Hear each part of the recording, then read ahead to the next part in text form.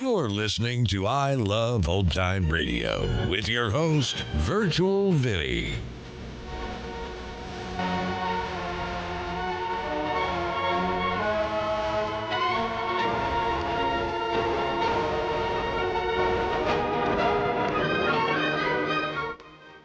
It's a new episode here on I Love Old Time Radio. Welcome, Old Time Radio fans. I'm your host, Virtual Vinny. You can interact with us via social media on Facebook at I Love Old Time Radio and on Twitter at I Love OT Radio. You can send feedback to us via the contact form on our website at iloveoldtimeradio.com. If you enjoy this program, please take the time to rate and review us at review.iloveoldtimeradio.com.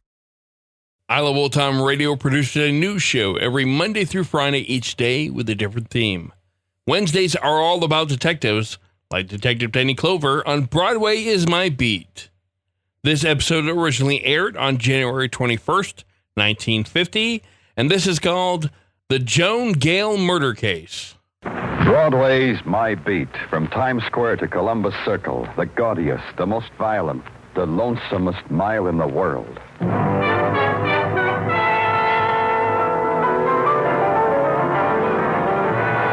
Broadway's My Beat, with Larry Thor as Detective Danny Clover.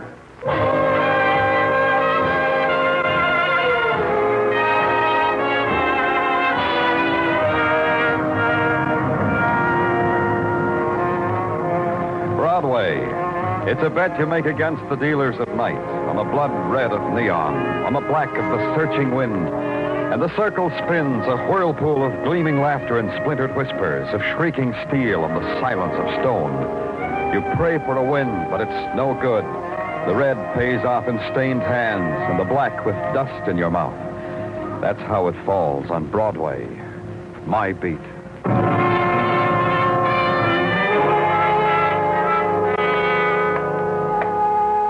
At 4 o'clock in the morning, Broadway is still.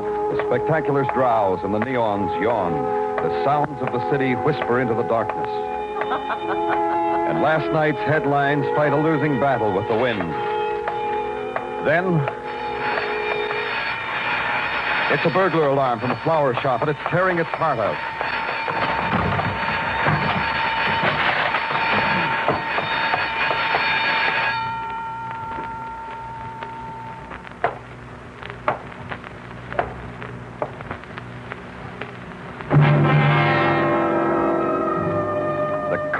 Winking light of the florist's sign found her face, then lost it in the shadows, then found it again. She sat primly in a wicker chair through which garlands of camellias and shining green leaves had been woven. Her hand had been pricked by the thorn of a rose she held. And when the light found her eyes again, they were mocking and sly. Hey, what goes on here, huh? Oh, hi, Danny. What makes? I heard a burglar alarm. Someone tripped it on their way out the back door. Oh, and left this dame here to heist rose petals? Patrolman Meshikoff, do something for me. Sure, Danny. Want me to book her? Call homicide. Tell them there's been a murder.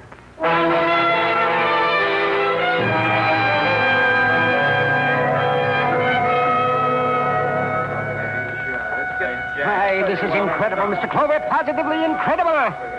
Wait till the Florists Association hears of this. I shall be blackballed. A girl has been murdered, Mr. Kuppelheim, in your shop. Is that all it does to you? Please, Mr. Clover, don't teach me manners. I've been catering to weddings and funerals all my life. Remind me to plant something in your lapel. You say you don't know this girl. No. Can't you do something about her, Mr. Clover? Move her or something? Oh, my beautiful blues. You take your filthy hands off those primroses. To me, Mr. Kuppelheim. Pay attention to me. The primroses will have to fend for themselves. This is an outrage. Making a shambles of my garden. All because you can't solve a stinking murder of some burglar of a girl. Don't press me, Kuppelheim. I could forget it says in the book I'm a gentleman. I know nothing about this, Mr. Clover. Why don't you inquisition my clerk? He closed the shop. He was here all evening. I've never trusted him, never. Nice boss you got, huh, Mr. Austin? The feeling mutual? There is mistrust and fright and kindness in all of us, Mr. Clover. Has it not been written in the book? Yeah. What time did you close the shop, Mr. Austin? At 11. I always close it for Mr. Kuppelheim at 11. And this girl, we found her to be a Miss Joan Gale of the Dunhill Apartments. Does that mean anything to you? Nothing, I'm afraid. If she were a customer, I'd know it. I wait on people and deliver, and I have a good memory, Mr. Clover. This lady was never in our shop. Why should someone bring her here to kill her? Oh, that's a wonderful question, Mr. Clover. I wonder you hadn't thought of it before. May I go home now? It hurts me to say this, but no. Your primroses will need you. And so it began, the questions and answers that a cop scribbles into his little black book. Against such a time when he can set up a file at headquarters labeled Joan Gale, Death by Murder. The coroner said she was killed by a bullet in her heart. That made me, all of a sudden, a philosopher. I had to inquire into what set of circumstances put the bullet there at that time, in that place. The next morning, I went to the Dunhill Apartments because Joan Gale's purse said she lived there. I talked to a man because the yawning young woman at the desk just yawned and shook her head. Then yawned some more and pointed at a potted palm on the man sitting beside it who I should talk to. Good morning. My name's Danny Clover. Oh, that's nice. You got some beef, maybe? See the girl at the desk. I did. She's sleepy. Ah, you're a real quick lad. So? So that makes me an observant cop. A cop, huh? Well, that makes my name Frank Shepard, houseman. Let's see your buzzer, friend, so I can have a genuine feeling about you. Yeah, here. Oh. I did something you don't like? Joan Gale, I want to look at her room. Okay, come on. She did something bad? Go ahead, shock me. What'd she do bad? She got murdered. Oh, as bad as that, huh? That's sad, real sad. And here. Joint screams at you, don't it? It's too dark to tell. Turn on the lights, Frank. Sure. Better? Oh, blue lights. What do you know? That means something? She have many friends, Frank? Callers? Tell you the truth about that, Clover. Joan Gale never made me look up from the racing form. Her friends neither. I wouldn't know. So, no gentleman callers. And I thought I was being clear as crystal. I wouldn't know. Who are you? All right, rummy outside. You want to give this policeman a bad impression of Dunhill Apartments? Wait a minute. Who's this guy, Frank? Refugee from 109 down the hall. He greets the gladsome day with a crock. Yesterday, he stumbled into Mrs. Stutman's room while she had her hair in the henna. Didn't you, John? Oh, sure, me. Tell your friend, mister, that today I met good old John. Oh, that makes you want to fix my tie, huh? Come on, good old John boy, baby pally. Outside, good old Frank boy.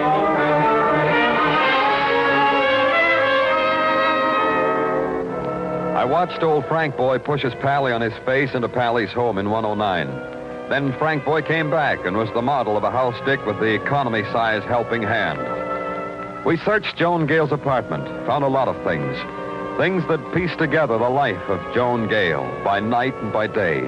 Things that made Frank Boy all happy inside. But there was nothing that added up to her dying in a bed of cut flowers. Back at headquarters, there were more fragments, more scraps of a woman's life. Sergeant Tartaglia offered them to me. This is Joan Gale, Danny. She had a slight record in Scranton, PA. For disturbances of the peace, for questioning, for, you know, Danny. Yeah, the alibis of Kuppelheim and his clerk, Roy Austin. You had them checked? Oh, yeah, Danny, sure. It's just like this Mr. Kuppelheim and Mr. Austin told you. Kuppelheim was in the sack. The clerk, Roy Austin, closed up Kuppelheim's flower shop at 11 o'clock. Went home.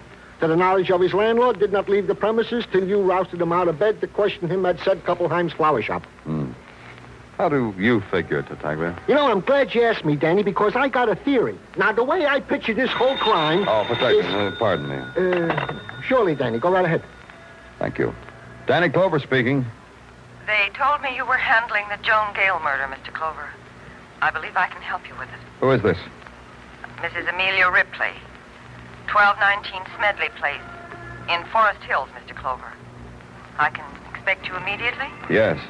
Thank you, Mr. Clover. Now, as I was saying, Danny, my theory... Keep it on ice, Tartaglia. I'll come back for it.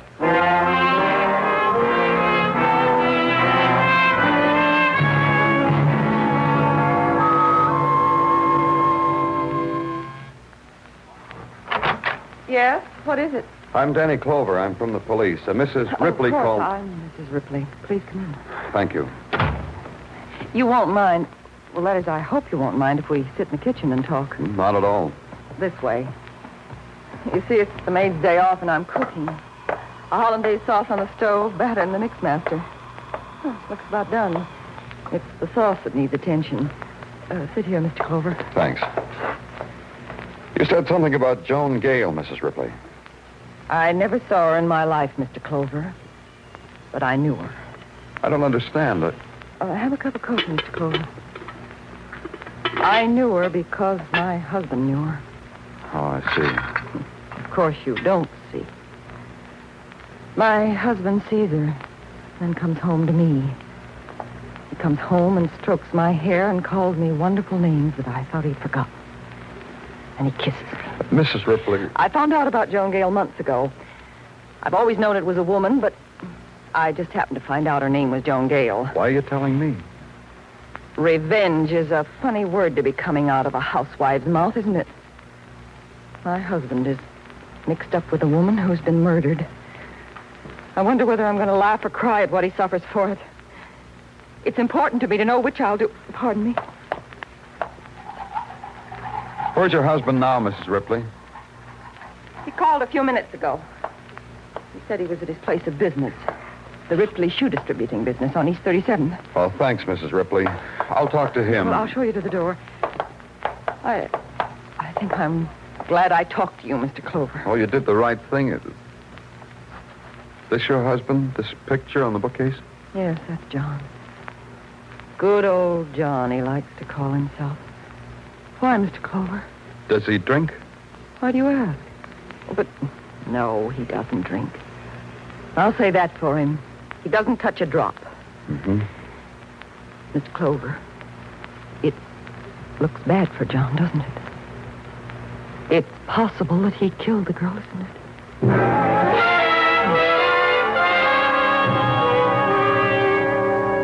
It not only was possible, from where I stood, it looked like a sure thing. The picture of a John Ripley on the bookcase was the same good old drunken John who had tried to tie my tie in Joan Gale's apartment. The same drunken John who never drank, his wife said. I had to ask him about a little thing like that, about a lot of little things.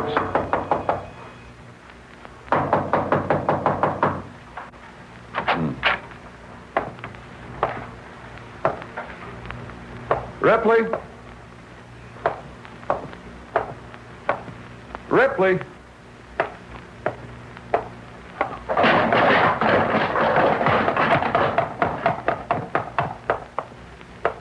No. Oh, no.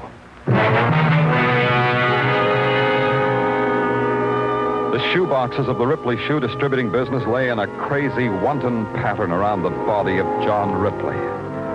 On his face was a loose, embarrassed grin, as if he were ashamed of his clumsiness, ashamed of not knowing how to handle shoeboxes, ashamed of his torn coat, his torn body, of the blood that crowded through the bullet hole in his chest. Now there was nothing to ask of good old John. Nothing. Nothing at all.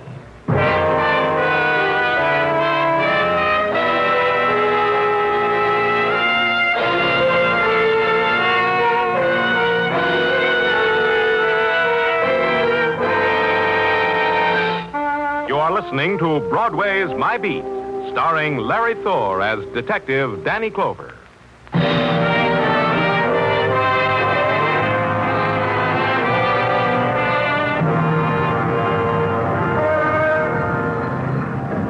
Broadway is a place that can get happy about a lot of things.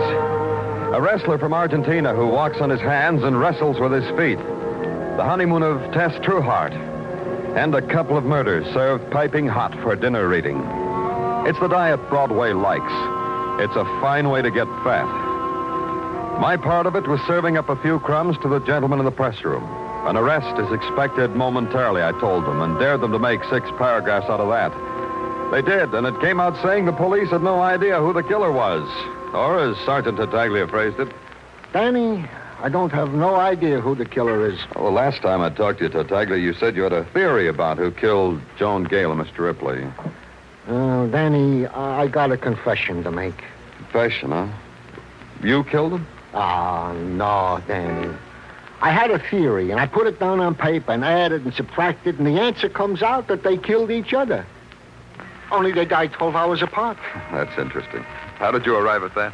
Well, you see, Danny, you got company, Danny. I've got to see you right away, Mr. Clover. Oh, come in. Roy Austin, isn't it? Have a chair, Mr. Austin. Thank you.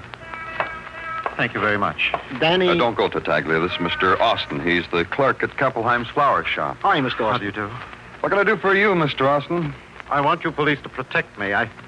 Yes, I demand it. Why, are you afraid of something? You would be, too. Here, read this. It was slipped under my door at my rooming house. Uh-huh. Dear Roy Austin, make no plans, Mr. Austin, because you will die within a day. Who'd want to write you a note like this? You know? Of course I don't. That's your job, Mr. Clover. Doesn't that note tell you something? Not much, except that whoever wrote it tried to disguise his handwriting. That's pretty obvious. Well, that may be, but it doesn't make me any the less frightened.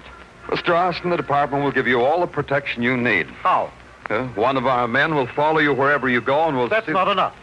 I refuse to leave this building until you apprehend whoever wrote that note. Mr. Austin. I refuse to leave this building. Okay. We'll lock him up, Detective. Sure, Danny, sure. Hey, Mr. Austin, you play canasta? Idiot's delight. Oh, a new game, huh? Well, maybe you can teach me. Where you going, Danny? To the Dunhill Apartments. There's a house detective there I got to see. Maybe he can teach me.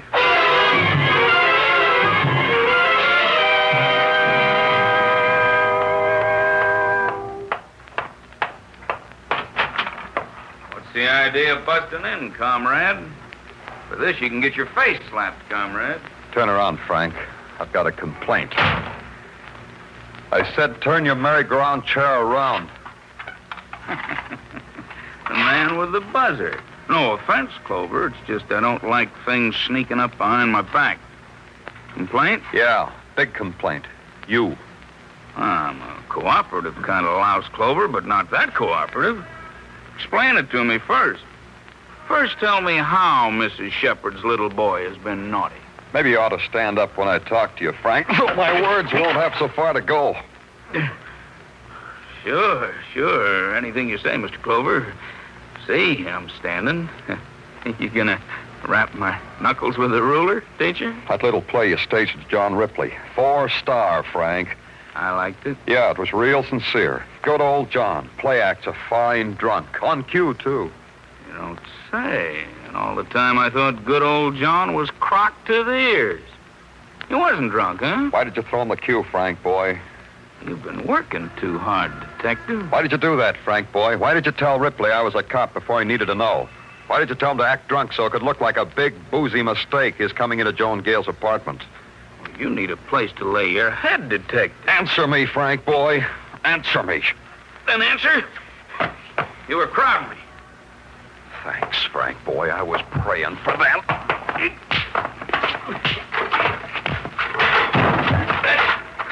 That's enough. You didn't ask my question, Frank.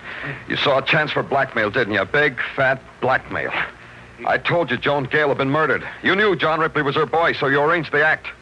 Did he pay off before he was murdered, Frank, because you were so nice to him?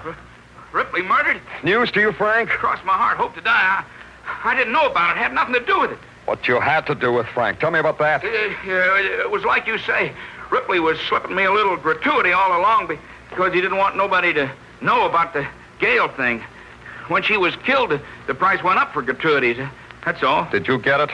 Yeah, from his wife. He didn't have it with him that night. You was here. He called his wife. She paid me off, took him home. Don't tease me, Frank, boy. Oh, I swear it on a stack. She took him home. The last time I saw Ripley, his wife was scratching his eyes out, and he was crying. On my honor, Danny. Yeah. Get up off the floor, Frank. I want you to look nice for the boys at headquarters.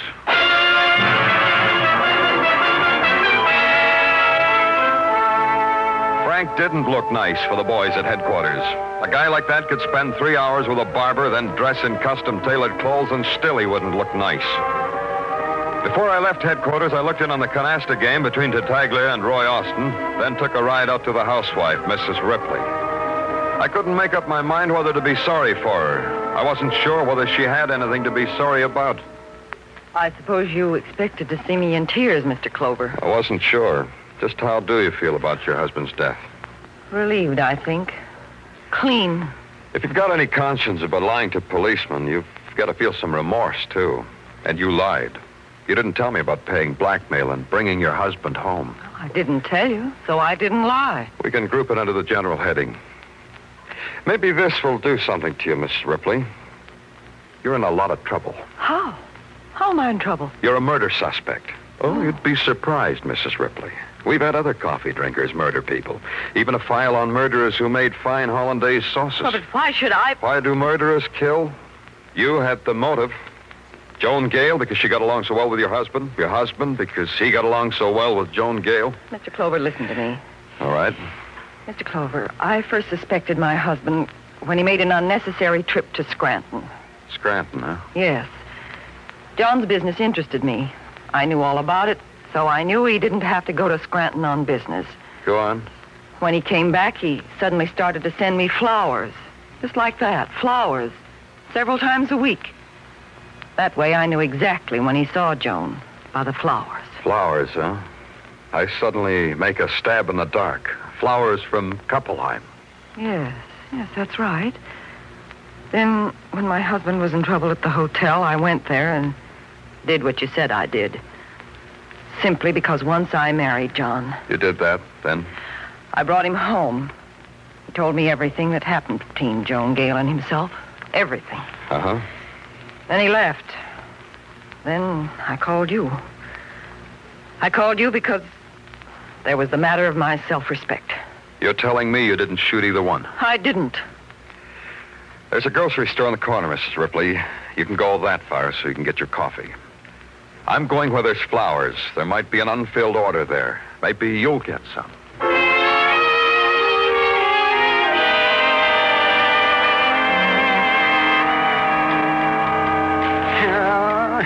Heavens have brought me enough torment, Mr. Clover. My heart bleeds for you, Kuppelheim. Put those pedals down and talk. Gosh, it's no good. You've upset me so. A coming out corsage. Just massacred. How long have you had John Ripley for a customer? John Ripley? The shoebox murder case? Oh, yeah. See, that is a thrilling. How long was he your customer? And he began coming in about the time that clerk of mine started working for me. Roy Austin? Yeah. Oh, they got along famously, those two, always whispering about something or other. Then Mr. Ripley would place a very big order. So I didn't really mind their whispering behind my back. When did Roy Austin come to work for you? Why, Mr. Clover? Why do you ask? Is he in trouble? I told you I didn't trust him. Don't drool at the mouth, Kuppelheim. Just answer my question. When did Austin come to work? It was about 3 weeks ago. He came to me with a letter of recommendation from some queasy little shop in Scranton. I took the chance anyhow because I needed help so desperately. Scranton. Do you have the letter? Yes. Yes, of course I have. Wait a minute, I'll find it here. Let's see. Yes, here it is. Here you are. I've seen this handwriting before. Where's your phone, Kuppelheim? It's right here in the counter. It's a business phone, Mr. Clover. Yeah, all right, I owe you a nickel. Yeah, what? All right. Not too long. Sergeant Tartaglia. Danny Clover, keep Austin happy, Tartaglia. I'm coming up to talk to him. Oh, you can't do that, Danny. Not here. I finally persuaded him it was safe he should go home. What? Sure, Danny, sure. I talked him into he should go home. Took a lot of my most clever ruses, but I finally convinced him.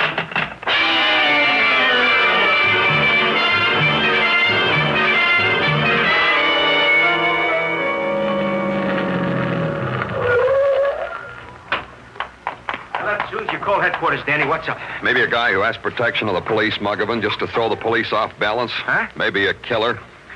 Let's go, this corner house. Hey, Danny, look. Guy just jumped off the fire escape. Hey, that's him, Muggavan. Come on. In the alley. Drop him. No, I'll fire over his head. Austin! Austin, stop! Hey, he ain't playing. There he goes, Danny. Turning to Amsterdam Avenue. Yeah. We gotta catch him, Muggavan. We can't shoot in this crowd. Hey, look, Danny. Into the building. He's running in there. I see him. In here. Ivo mean? Beg your pardon, lady. Did a man just come in here? A man in a gray sweater? In and through that door on the other side of the platform. Thanks. Stay here, Muggavan. Don't let him get out this way. Yeah, Danny, sure.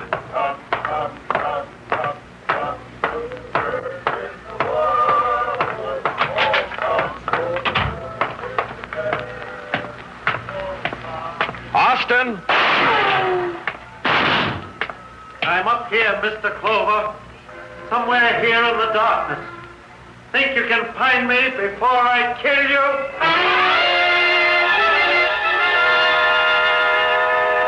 His voice plunged down at me, down through the shadows, down the long flight of stairs. Roy was in darkness. That was the advantage he had. Every other step I took was lit up by the screaming light of a big electric sign flashing "Revival Tonight." It shouted through the window, "Revival Tonight." Still alive, Mr. Clover? I'm still alive. All in one piece, Mr. Clover. For how long, Roy?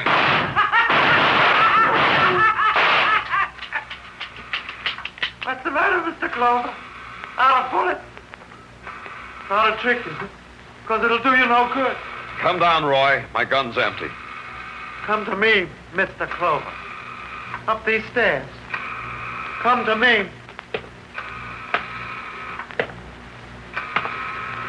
Pray, Mr. Clover. Pray for salvation. Because I'm going to hasten your death with this gun. Because you're a sinner. Joan Gale was a sinner, too, wasn't she, Roy? Yes, she was. She was my wife, Stratton. Did you know that? No. Yes, she was. She was good. Until Satan came for her. That would be John Ripley. Satan? He took her away from me. And then he came back. And he told me where she was. Because he knew I would kill her. Because I am just. And the wages of sin are death. Then you killed Ripley. Satan. And now you, Mr. Clover. But you must accept death with innocence. Like the lamb. Throw your gun on the floor, Mr. Clover. Yeah, I'll do that, Roy. Here. My leg!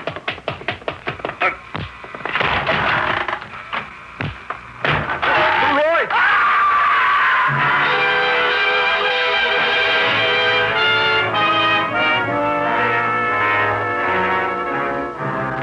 When I got to him, he was dead. His body lay crumpled and broken at the bottom of the stairwell. On his face, the last drop of ecstasy. The ecstasy he'd reserved for his own dying. When they came for him, it was still there. But frozen now, different now. Like some leering mask of evil.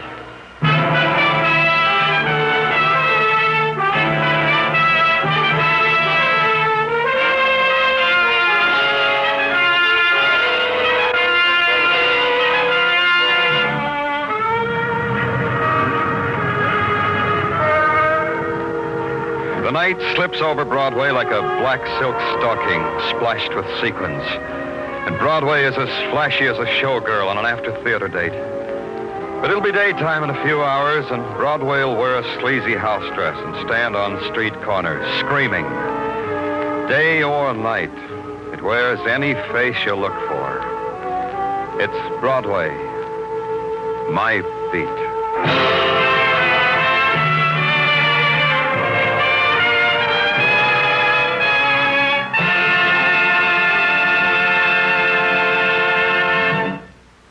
Broadway's My Beat stars Larry Thor as Detective Danny Clover and is written by Morton Fine and David Friedkin. The musical score was composed by Alexander Courage and conducted by Wilbur Hatch, and the program was produced and directed by Elliott Lewis. The cast tonight included Charles Calvert, Irene Tedrow, Jerry Hausner, Howard McNear, Edgar Barrier, Herb Vigran, and Jack Crucian.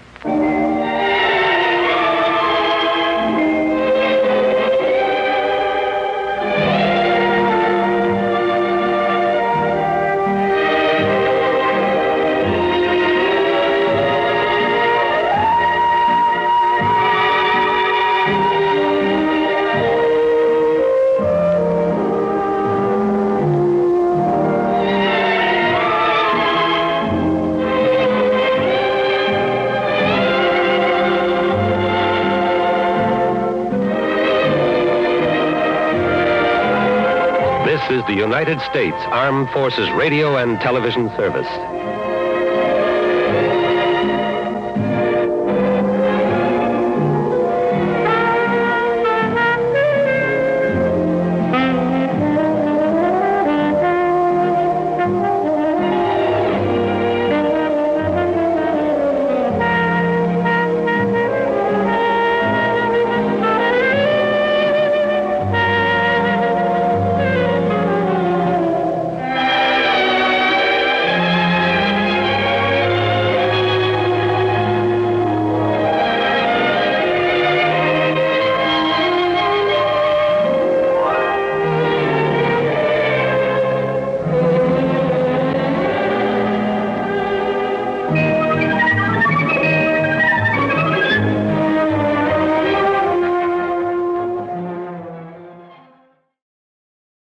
Hi, this is Sarah Spencer of Self Talk Radio Show, and you're listening to I Love Old Time Radio. Welcome back. I liked this episode up until the end. It really had you guessing who the killer was, but in the end, he was just a little off his rocker. And that's going to do it for our program. You can find I Love Old Time Radio on iTunes, the Google Play Store, Stitcher, Spotify, and on our website at iloveoldtimeradio.com. You can also listen to us on your Alexa device through TuneIn. Please take the time to rate us and leave a review as well. Like us on Facebook at I Love Old Time Radio. Follow us on Twitter at I Love OT Radio. Comments and questions can be directed to our website at iloveoldtimeradio.com. If you'd like to help support this show, you can do so at support.iloveoldtimeradio.com or by joining our Vintage Radio Club and get an extra episode a week. Tomorrow is another episode of The Bizarre World of Arch Obler on Lights Out, and join us next Wednesday for some more Broadway is My Beat. For iloveoldtimeradio.com, this is Virtual Vinny, signing off.